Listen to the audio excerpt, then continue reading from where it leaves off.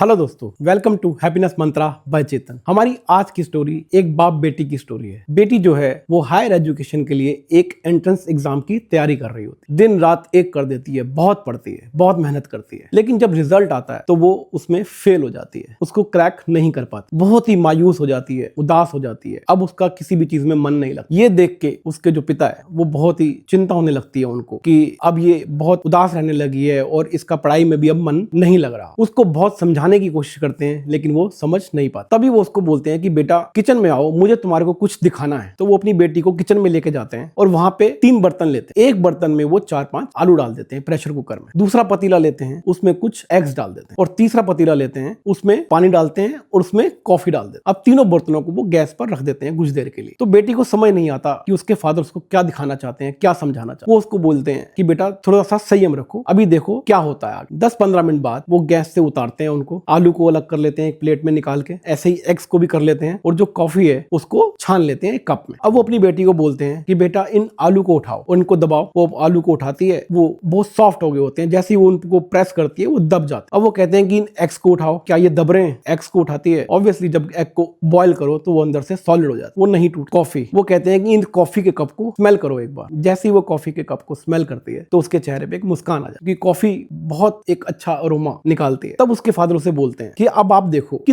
तीनों चीजें same process से गुजरी, तीनों चीजों को हमने बॉईल किया। ये जो आलू है, आलू को जब डिफिकल्ट सिचुएशन में डाला गया, बॉईल किया गया गर्म पानी में, तो वो कमजोर पड़ गए। पहले वो मजबूत थे लेकिन अब वो कमजोर हो गए। लेकिन जो एग्स हैं, एग्स को जब हमने उबाला तो वो कमजोर नहीं हुए, वो और मजबूत हो गए। इससे पहले डिफिकल्ट सिचुएशन में आने से पहले वो बहुत ही नाजुक थे, हल्का सा भी उनको अगर टच करते, ठोकर मारते तो वो टूट जाते। लेकिन डिफिकल्ट सिचुएशन के बाद वो और भी स्ट्रांग हो गए। और जहां बात आती है कॉफी की, कॉफी ने तो कमाल ही कर दिया। कॉफी ने तो पानी का ही फ्लेवर बदल दिया, उसका ही कलर बदल दिया, उसमें ही घुल गई और अपनी सारी क्वालिटीज जो हैं वो पानी में घोल दी। तो यही हमारे साथ लाइफ में भी हो, बहुत सी डिफिकल्ट सिचुएशंस आती हैं। अब डिपेंड करता है कि आप रिएक्ट कैसे करते। आलू ने क्या किया, उसने अपनी सारी जो स्ट्रेंथ थी वो खो दी, बिल्कुल डिमोरलाइज कर लिया अपने आप। लेकिन एग्स डिफिकल्ट सिचुएशन में और स्ट्रांग हो गए। और कॉफी ने तो कुछ अलग ही कमाल किया। जैसा कि आपको बताया कि उसने पानी का रंग बदल दिया, उसने उसका अरोमा ही चेंज कर दिया, उसमें एक अलग ही फ्लेवर ला दिया। तो अगर हम डिफिकल्ट सिचुएशन को अच्छे तरीके से टैकल करें तो हम हर सिचुएशन को बढ़िया तरीके से उससे बाहर निकल सकते हैं, हर डिफिकल्ट सिचुएशन। और हमारे को लाइफ में इन सब चीजों को ध्यान में रखना चाहिए कि कोई भी डिफिकल्ट टाइम हमारे को कमजोर ना बना। हम हमेशा डिफिकल्ट टाइम से एक मजबूत ही बन के निकलें, अपने अंदर कुछ ऐसी स्ट्रेंथ्स उनको और निखारें और मेहनत करें और हार ना माने। तो यही है इस स्टोरी का मोरल कि कभी भी हमारे को डिफिकल्ट सिचुएशन में हारना नहीं चाहिए, हार नहीं माननी चाहिए। हमारे को डिफिकल्ट सिचुएशन का जो वक्त है उसको भी अपनी स्ट्रेंथ के साथ, अपने संयम के साथ बदल देना चाहिए, बिल्कुल अपने फेवर में। और आप ये चीज कर सकते हो, आप आजमा कर देखो, ये लाइफ में आपको बहुत मदद करे। और अगर आपको ये स्टोरी अच्छी लगी तो प्लीज लाइक करें, कमेंट करें, शेयर करें और चैनल को सब्सक्राइब जरूर करिएगा। Thank you so much.